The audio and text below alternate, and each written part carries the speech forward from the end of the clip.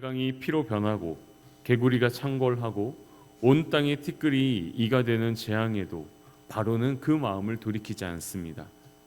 그러자 하나님께서는 모세를 통해서 다시 한번 바로에게 동일한 말씀을 하시면서 이 말씀을 듣지 않으면 파리 떼가 온 애굽 땅을 뒤덮게 될 것이라고 말씀을 하십니다. 네 번째 재앙인 파리 떼는 진짜 파리를 의미하는 것이 아니라 때로 몰려다니는 벌레로 사람과 가축을 쏘기도 하고 전염병을 일으키는 벌레 떼를 의미하고 있습니다. 결국 이 재앙으로 말미암아 온 애굽의 땅이 황폐하게 되었습니다. 앞선 세 가지 재앙과 이번에 내려진 네 번째 재앙에서는 큰 차이가 있는데 그것은 바로 이스라엘 백성들이 거주하고 있는 고센 땅은 구별하여서 그곳에는 파리떼가 없게 하셨다라는 것입니다. 오늘 본문 22절 말씀 함께 다시 한번 읽어보겠습니다. 그날에 나는 내 백성이 거주하는 고센 땅을 구별하여 그곳에는 파리가 없게 하리니 이로 말미암아 이 땅에서 내가 여호와인 줄을 내가 알게 될 것이라. 아멘.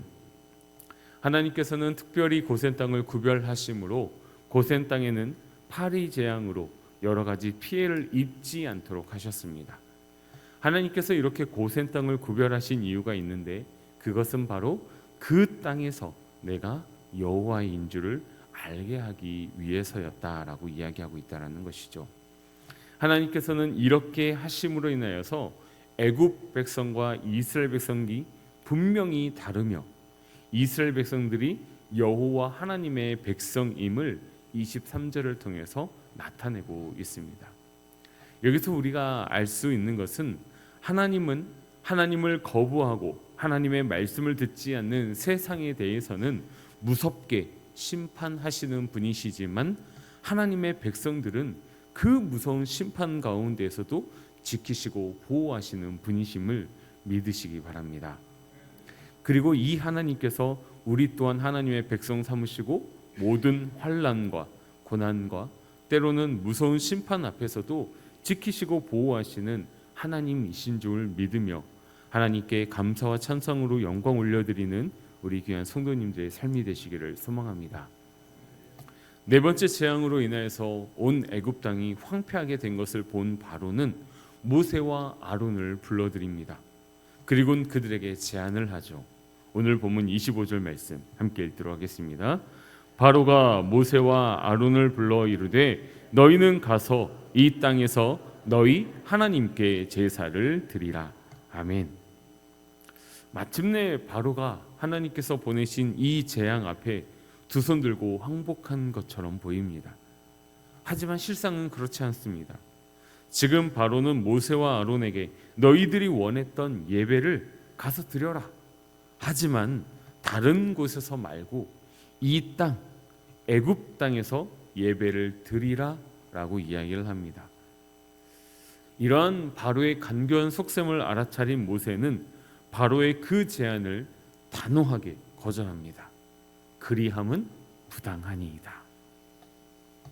모세는 이스라엘 백성들이 애굽 땅에서 여호와께 제사를 드리는 것을 애굽 사람들이 싫어하고 미워한다라는 이 두 가지 표현을 사용함으로써 바로의 제안을 거절하는 이유를 설명을 하죠.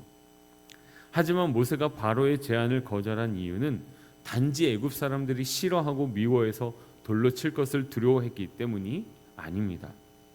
모세가 바로의 제안을 거절한 진짜 이유가 27절에 기록되어 있는데 그것은 바로 여호와 하나님께서 그들에게 말씀하신 명령 때문이었다라는 것이죠. 우리 8장 27절 말씀 다시 한번 읽도록 하겠습니다.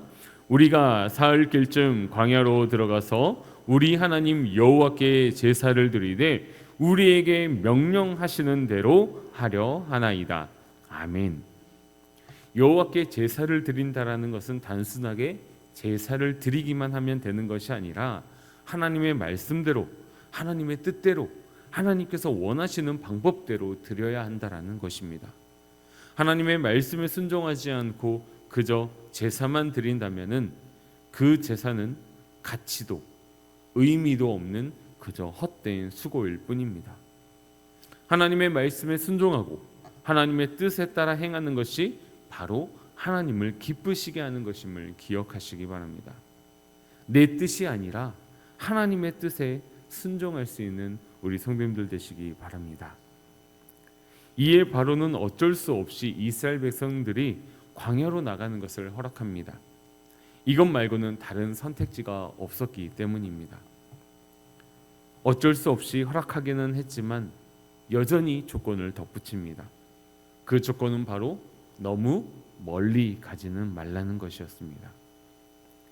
바로는 이 조건을 통하여서 여전히 이스라엘 백성들을 자신의 통치권 아래에 놓고 싶었습니다. 그들에게 자유를 주고 싶지 않았습니다. 계속해서 그들을 노예 생활을 통해서 그들에게 통하여서 많은 노동력을 얻고 싶었습니다. 하지만 하나님은 이스라엘 백성들을 부르시고 그들에게 자유를 주시고 노예 생활에서 해방되기를 원하셨습니다. 모세는 바로에게 이제는 이전처럼 거짓을 행하지 말라라고 이야기를 합니다. 그리고 바로를 떠나 하나님께 간구하자 파리떼가 떠나게 됩니다. 이 파리떼가 떠나자마자 바로는 그 약속을 지키지 않습니다. 파리떼 재앙이 끝났으니 어떻게 조금만 더 버텨보면 이 상황을 모면할 수 있고 자신이 불리하게 여겨졌던 이 상황을 역전시킬 수 있을 것이라는 헛된 희망을 가졌기 때문인지도 모르겠습니다. 하지만 이 완악한 바로와 애굽에게 내려질 심판은 이 네 가지가 전부가 아니라 아직 6가지나 더 남아있다라는 것이죠. 바로와 애굽은 이러한 재앙들을 겪으면 겪을수록 그들의 전부라고 여겨졌던 모든 것들이 결국엔 아무것도 아님을 깨닫게 될 것입니다. 사랑하는 영가족 여러분, 우리가 이 세상을 살아가다 보면은 세상이 아무리 너무나 크고 높아서 감히 넘볼 수 없을 때가 종종 있습니다. 하지만 아무리 세상이 크고 힘과 능력이 세다고 할지라도 결코 하나님을 이길 수는 없다라는 것이죠.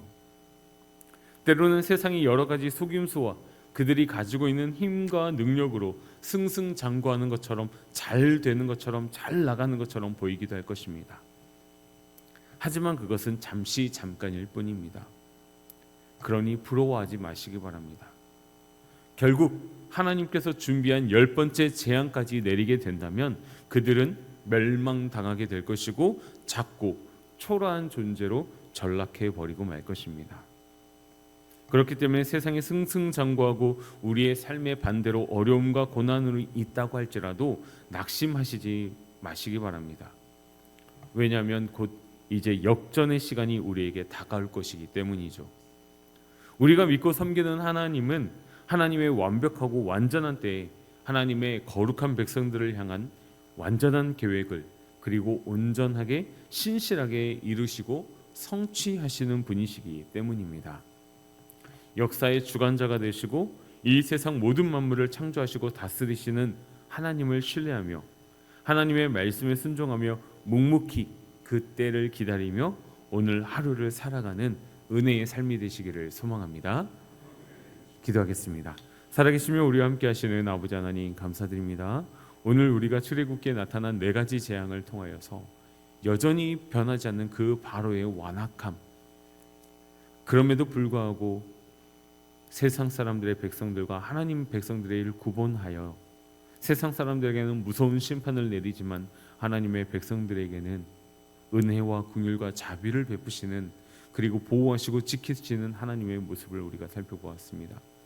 하나님, 우리가 이 세상을 살아갈 때 이 세상이 너무나 크게 느껴지고 이 세상의 커다란 벽을 마주하였을 때 우리가 낭망하고 좌절하는 것이 아니라 이 세상 또한 하나님의 통치 아래에 있으며 언젠가는 심판받을 것임을 우리가 믿는 자가들 되게 도와주시고 반대로 하나님께서는 우리를 지키시고 보호하시고 우리를 높이실 것을 기대하며 하나님의 말씀에 순종하며 오늘 하루도 묵묵히 그 순종의 발걸음 나아갈 수 있는 귀한 믿음의 삶이 되어질 수 있도록 주님 붙들어 주시옵소서.